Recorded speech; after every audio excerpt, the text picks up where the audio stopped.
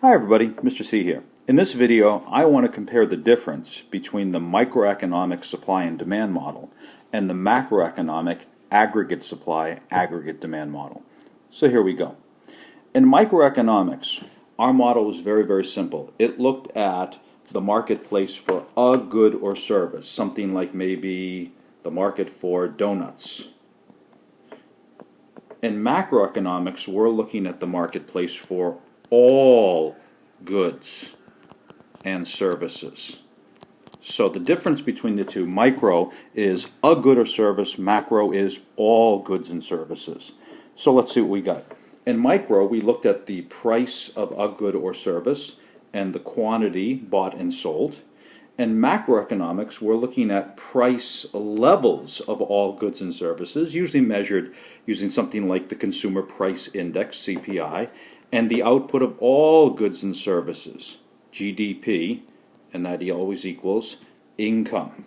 So, price and quantity on one model, price and quantity, versus price levels and quantity of all goods and services, real GDP. So, in microeconomics, we looked at the demand for a good or service and the supply of a good or service, and I'll label that as demand and supply.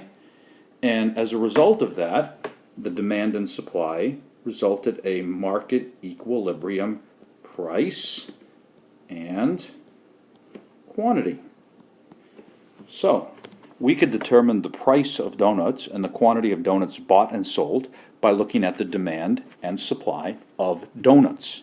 But in macroeconomics, we're not looking at a good or service, we're looking at all goods and services. So instead of this being the demand for a good or service, like donuts, this is the demand for everything. The aggregate demand.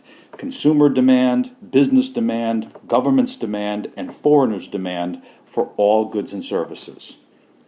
In addition, we have the supply of goods and services. But what we're going to find is that there's two supplies, the short run and the long run. What we find is in the short run, there is a period of time in which higher price levels create an incentive for businesses to want to increase production. And the reason why that happens in the short run is because of what we call sticky wages. It's very easy for a business to increase price. They just change the sign on the shelf. But often workers are under contract and wages don't rise as fast. So if price levels go up and I can charge my customers higher prices, but in the short run I don't have to increase wages, this creates an opportunity for economic profits. And as a result, in this short run period, higher price levels create an incentive for producers to want to produce more. Thus the aggregate supply curve in the short run is upward sloping. However, in the long run, it's said to be vertical, because in the long run, what we're capable of producing, long run aggregate supply, I apologize if that's a little bit messy, LRAS, is not a function of price level. In the long run, the amount of GDP we're capable of producing depends on what we call FE, which stands for the full employment of resources. Which means once you have fully employed the resources you have, this is the amount of final goods and services you're going to be capable of producing. Yes, there may be short-run fluctuations, but in the long run, that's what you're going to be able to produce. So as a result, the aggregate supply curve in the long run looks vertical.